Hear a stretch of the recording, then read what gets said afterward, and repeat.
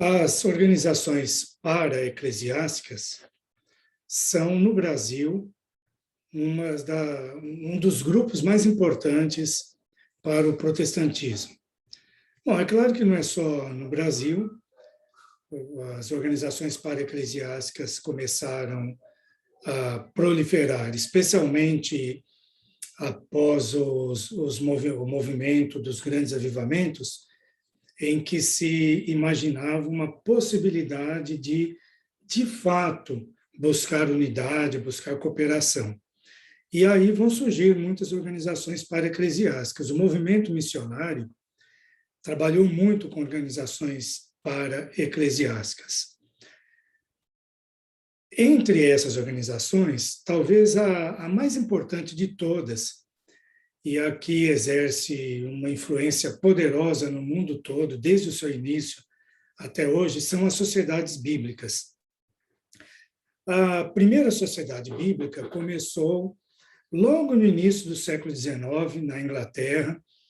Tem aquela história, né, de uma menina que foi atrás de uma Bíblia, andou quilômetros e quilômetros, e aí aquele desejo dela ter a Bíblia provocou num pastor e depois em outras pessoas, olha, nós temos que colocar a Bíblia nas mãos das pessoas, né? E aí surge então a Sociedade Bíblica Britânica e Estrangeira em 1804, e essa sociedade, a primeira que passa a existir, logo está pensando em produzir Bíblias, editar, publicar Bíblias, não só em língua inglesa, mas em outras línguas. Vamos lembrar que o século XIX é o século assim da explosão das missões protestantes. Então, essa organização vai começar a divulgar a Bíblia em outras línguas também. Em 1816, surgiu a Sociedade Bíblica Americana, as duas, então, aí no mundo de fala inglesa. Se você fizer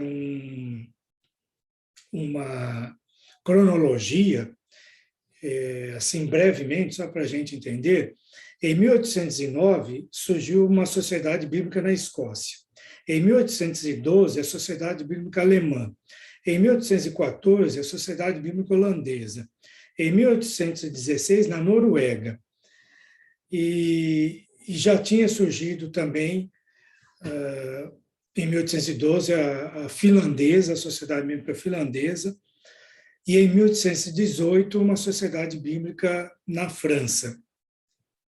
Então, nós temos, nas duas primeiras décadas do século XIX, o surgimento de diversas e das mais importantes sociedades bíblicas. E essas sociedades bíblicas produziam Bíblia nas diversas línguas para onde os missionários tinham levado o evangelho, inclusive o português. Aqui no Brasil, a Sociedade Bíblica Britânica Estrangeira, junto com a Sociedade Bíblica Americana, vai se unir na publicação de Bíblias, vão se unir na publicação de Bíblias em português. Na realidade, em 1846, esse movimento de sociedades bíblicas era tão grande que surgiu o Sociedade Bíblicas Unidas. Hoje, existem cerca de 150 de sociedades bíblicas ao redor do mundo. Nos anos 40 do século XX, se deram passos importantes para a criação da Sociedade Bíblica do Brasil. E, de fato, foi criada a Sociedade Bíblica do Brasil nos anos 40 do século XX.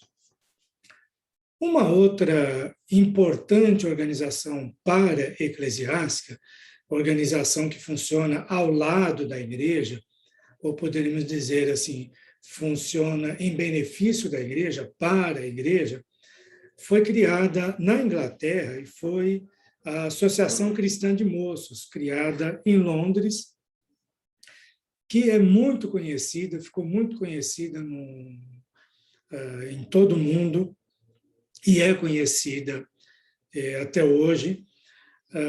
Foi fundada em Londres ainda na primeira metade do século XIX. Mas, no final desse século, do século XIX, já existiam dezenas de sociedades bíblicas espalhadas, de ACMs, né, Associação Cristã de Moços, espalhadas pelo mundo inteiro, pela Europa e também nos Estados Unidos. A Associação Cristã de Moços surgiu como uma organização masculina e logo depois surge a Associação Cristã de Moças. Essas organizações tinham a ideia de, no mundo que estava se urbanizando rapidamente, tinham a ideia de oferecer um espaço seguro para que os jovens tivessem lazer, fizessem amizades florescer e tudo mais, para tirar os jovens de problemas como drogas, prostituição e tudo mais, especialmente os jovens cristãos, os evangélicos, aqueles que estavam na igreja. E é na sociedade, a Associação Cristã de Moços, que surgem esportes que estão aí até hoje, como o basquete e o vôlei, por exemplo, porque eles tinham preocupações em criar mecanismos para que os jovens se encontrassem, tivessem diversão sadia. E tem no Brasil.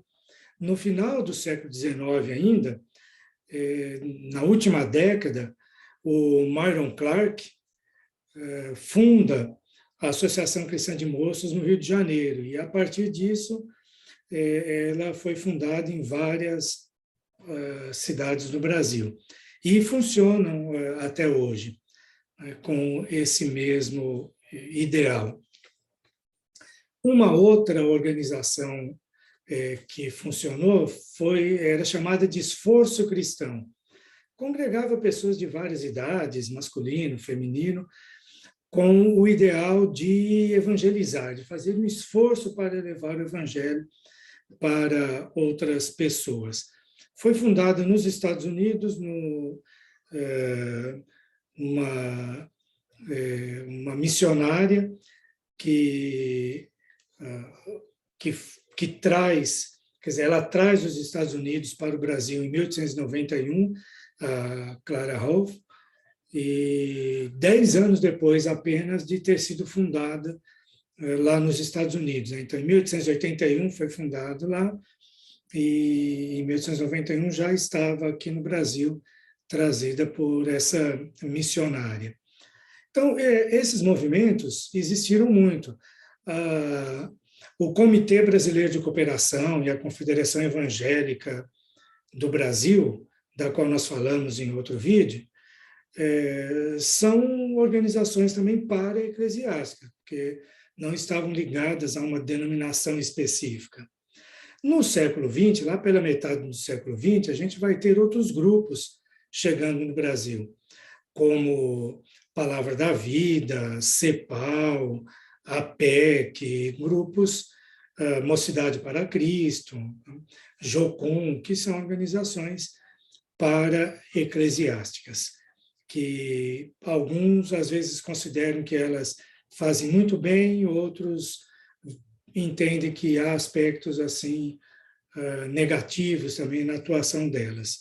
De qualquer modo, essas organizações para-eclesiásticas chegaram para ficar, estão presentes, e como uma espécie de auxiliar no trabalho que a igreja tem que desenvolver, que às vezes a denominação específica não pode fazer, mas tem esses grupos para-eclesiásticos que fazem.